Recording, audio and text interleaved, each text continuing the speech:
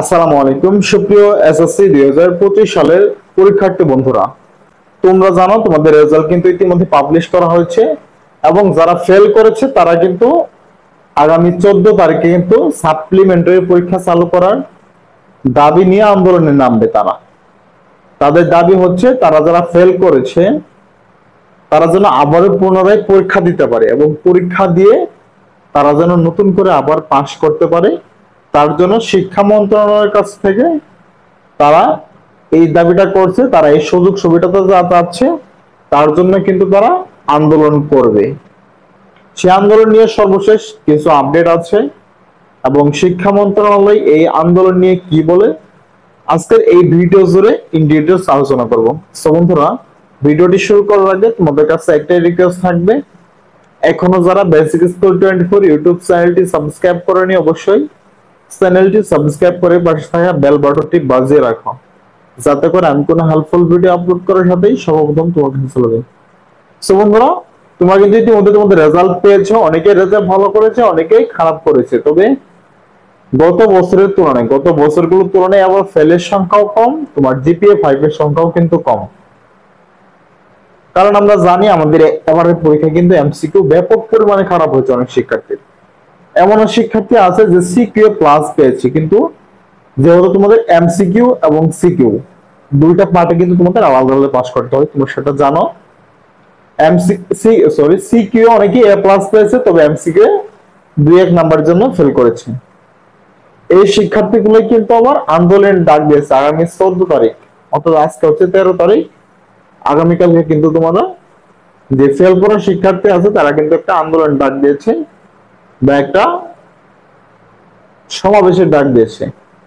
তারা শিক্ষা মন্ত্রণালয়ের কাছে যাবে যে আমাদের সাপ্লিমেন্টারি পরীক্ষা চালু করো। সাপ্লিমেন্টারি পরীক্ষা কি অনেকে আবার জানে না।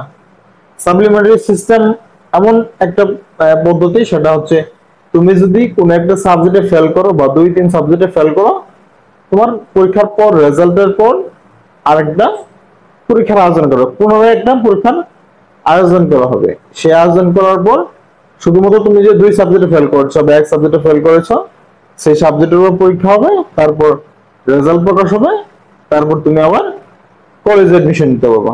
তোমার জন্য একটা বছর নষ্ট না হয়, তোমার জন্য একটা বছর বসে না থাকতে হয়, এর জন্যই সাপ্লিমেন্টারি পরীক্ষা চালু করা অত্যন্ত জরুরি আমার মতেও।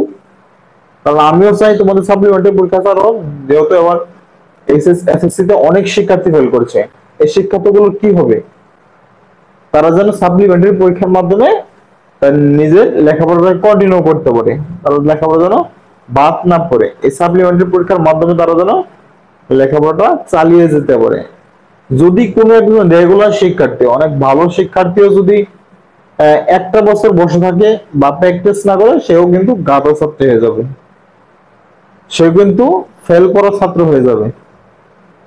তাই আমাদের উচিত বা শিক্ষা মন্ত্রণালয়ের উচিত এই দাবিগুলো মেনে নেওয়া হোক। শিক্ষার্থীদের যে দাবিটা করতেছে সাপ্লিমেন্টারি পরীক্ষা চালু করা হোক, সেই দাবিটা মেনে নিলে আমার মনে হয় যে ভালো হবে। কারণ উন্নত দেশগুলোতেই সাপ্লিমেন্টারি পরীক্ষা কিন্তু চালু করা আছে। এবার ফেলের হারও বেশি, কারণ এবার যদি সাপ্লিমেন্টারি পরীক্ষা না চালু করা হয় বা যারা বোর্ড চ্যালেঞ্জ করছে তাদের রেজাল্টই খারাপ না হয়, অনেক শিক্ষার্থী কিন্তু আবার তাদের লেখাপড়াটা কন্টিনিউ করতে পারবে না, অনেক শিক্ষার্থী কিন্তু লেখাপড়াটা ঝরে যাবে।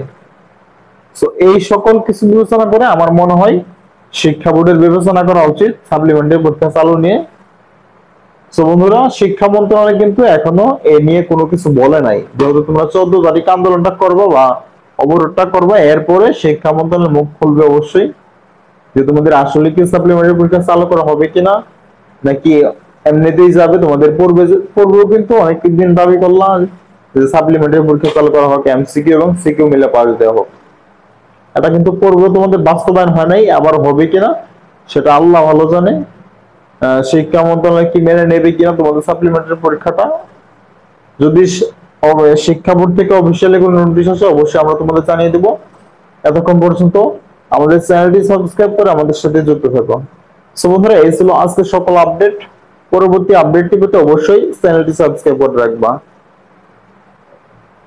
আর তোমরা যারা পাস করেছো কলেজ ভর্তি সংক্রান্ত সকল আপডেট আমাদের চ্যানেলে পেয়ে যাবো, তোমরা আমাদের চ্যানেলটি সাবস্ক্রাইব করে রাখো। ধন্যবাদ সবাইকে, দেখা হবে পরবর্তী কোনো এক হেল্পফুল ভিডিও নিয়ে। আসসালামু আলাইকুম।